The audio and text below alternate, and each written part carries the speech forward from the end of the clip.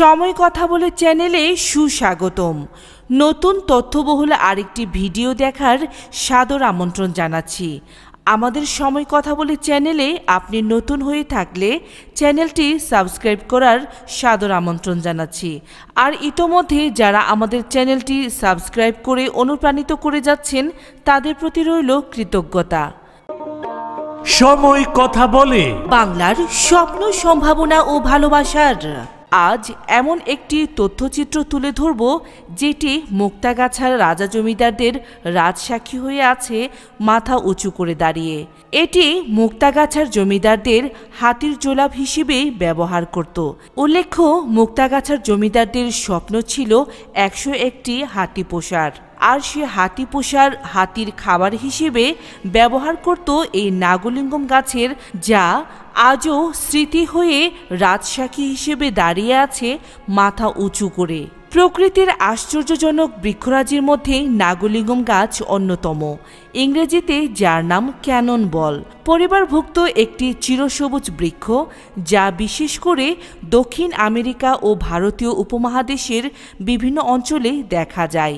নাগলিঙ্গম গাছের উচ্চতা প্রায় 35 মিটার পর্যন্ত হয়ে থাকে। এর কাণ্ড মোটা ও ছাল মসৃণ। তবে এই গাছের প্রধান আকর্ষণ হল এর ফুল ও ফল। নাগলিঙ্গম ফুল দেখতে অপূর্ব সুন্দর। এটি গোলাপি, লালচে কমলা বা হালকা হলুদ রঙের হয়ে থাকে। ফুলের পাপড়ি মোটা ও মোমের মতো চকচকে।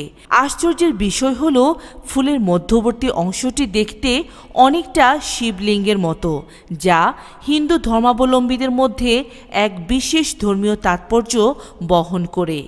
এই গাছে ফল ধরতে বেশ সময় লাগে।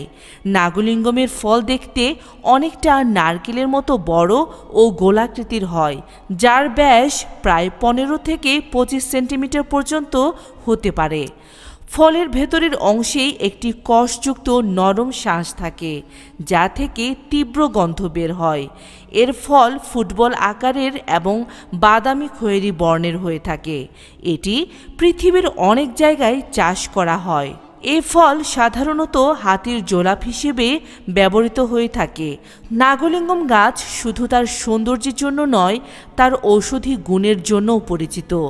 এর ছাল, পাতা ও ফুল বিভিন্ন ভেষজ চিকিৎসায় ব্যবহৃত হয়। বিশেষত ভারত ও শ্রীলঙ্কার মন্দিরে এই গাছকে পবিত্র হিসেবে গণ্য করা হয় এবং অনেকে এর ফুল শিবের পূজায় ব্যবহার করে থাকেন।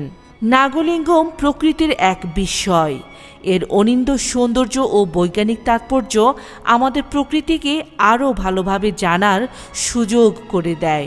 এই গাছগুলো সচরাচর চোখেই পড়ে না, তবে বাংলাদেশে গণপূর্ত অধিদপ্তরের প্রধান কার্যালয়, Segunbagicha, Dhaka, PG hospital, C block, Dhaka বিশ্ববিদ্যালয়, হাজী দানেশ বিজ্ঞান ও প্রযুক্তি বিশ্ববিদ্যালয়, ময়মনসিংহে শশী লজে ও মুক্তাগাছায় জমিদার বাড়ি সহ বেশ কিছু জায়গায় এই দুর্লভ গাছটি আজও চোখে পড়ে। আপনি যদি কখনো মুক্তাগাছার জমিদার বাড়িতে বেড়াতে আসেন, তাহলে এই নাগলিঙ্গম গাছের ফুলের সুঘ্রাণ এবং সৌন্দর্য উপভোগ করে অবশ্যই দেখবেন।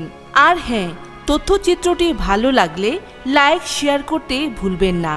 আর কমেন্টসে জানাবেন আর কী কী ধরনের তথ্যচিত্র আপনি দেখতে চান। প্রিয় ভিউয়ার্স, ইতিহাস, ঐতিহ্য, কৃষি আর প্রকৃত বাংলার রূপ দেখতে সময় কথা বলে চ্যানেলের সঙ্গে থাকুন। সাবস্ক্রাইব, কমেন্টস করে আমাদের সামনের কাজগুলো করার অনুপ্রেরণা দিন।